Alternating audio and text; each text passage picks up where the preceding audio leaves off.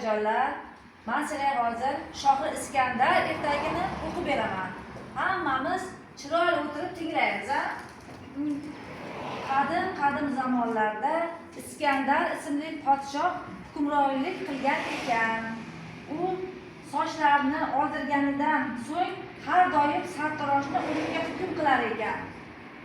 Ancha vaqt o'tgan bo'lsa-da, Iskandar sartaroshlarni nima sababdan qatl qilganini hech kim bilmas ekan. Nihoyat podshohning sochini olishga birorta sartarosh topilmay qolibdi.